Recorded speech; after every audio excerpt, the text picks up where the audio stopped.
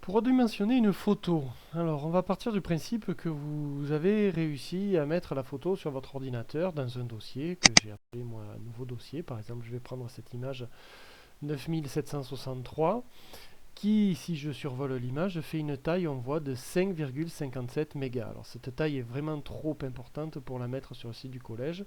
Le site l'absorberait, mais ça rendrait la navigation extrêmement lente et ça rendrait du coup le site quasiment inutilisable.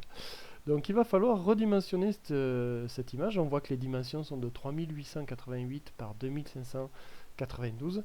Et en fait, il faut que je me ramène à une dimension de 800 par 600 à peu près. Donc ça veut dire presque la diviser par 4. Ce qui va rendre la taille vraiment, vraiment beaucoup moindre. Alors on voit avec une photo que j'ai déjà redimensionnée à côté, qui est passée en 800 par 450, puisque la taille s'adapte en fonction de la taille de l'image de départ. Et on voit que la taille fait maintenant plus que 90 kilo-octets, qui est une taille complètement, largement suffisante pour pouvoir mettre l'image sur le site. Donc on peut très bien cliquer sur l'image, c'est une image qu'on a déjà mise sur le site et on voit très bien que bon, la qualité n'est pas tout à fait exceptionnelle, hein, l'image n'est pas très grande, mais pour aller sur le site, ça suffit largement. Alors donc, je vais donc redimensionner l'image 9763 et je vais la mettre sur le site. Alors pour la redimensionner, la méthode que je vais donner n'est pas universelle, hein, il y a tout plein de méthodes. J'ai réussi à trouver un petit logiciel qui est le plus simple à utiliser, qui s'appelle Light Image Resizer. Donc désolé pour l'accent, hein, les anglophones, si vous m'écoutez. Ce logiciel est un logiciel gratuit qui peut s'installer sur votre ordinateur. On va voir comment le faire. Picasa le fait très bien aussi, le redimensionnement. La manipulation est complètement différente. Si vous savez le faire par Picasa, pas de problème, vous le faites avec, ou votre autre logiciel de gestion photo, hein, la plupart des logiciels le font. Sinon, je vous conseille d'utiliser ce logiciel-là, que l'on va télécharger, que l'on va installer sur son ordinateur. Donc pour ce faire, moi il est déjà installé, hein, mais pour ce faire, on va sur Internet. On tape le nom du logiciel qu'on veut, Light Image Resizer. Donc c'est celui-ci. Et on peut même mettre télécharger si ça peut aider. Alors il faut se méfier surtout.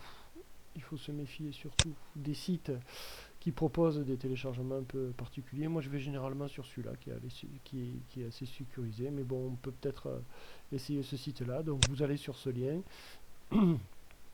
Excusez-moi, et vous faites télécharger.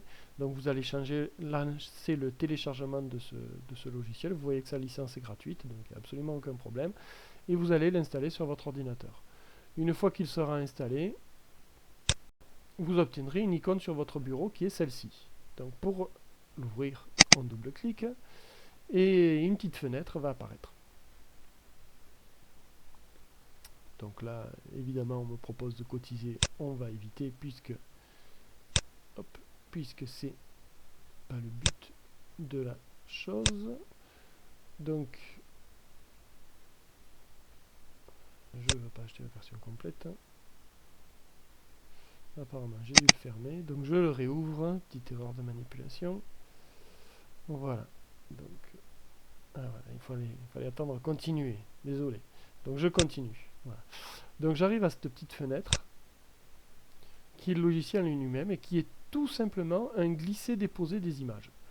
Donc je vais glisser mon image, je vais la prendre, je vais la mettre dans ce cadre, et il va, pour la redimensionner, le faire quasiment automatiquement en cliquant sur Suivant. Sur Suivant, je vais choisir ici la dimension que je veux. C'est-à-dire que là, il me propose une dimension de base de 1920 par 1080. Eh bien, je vais prendre une dimension moindre. Ici, en largeur, 800 suffira. Et en hauteur, je décoche comme ça. Ça va se faire automatiquement puisque j'ai choisi l'option adapter et de garder l'aspect original. Je vais créer une copie, je pourrais très bien la remplacer, hein, redimensionner l'original. Donc je vais créer une copie, comme ça je garde ma photo originale et je vais avoir une copie. Je clique sur OK, je ne touche pas même dossier, comme ça mon image copiée, vous voyez, elle va avoir une petite parenthèse copiée, va aller dans le même dossier que j'avais mis au départ.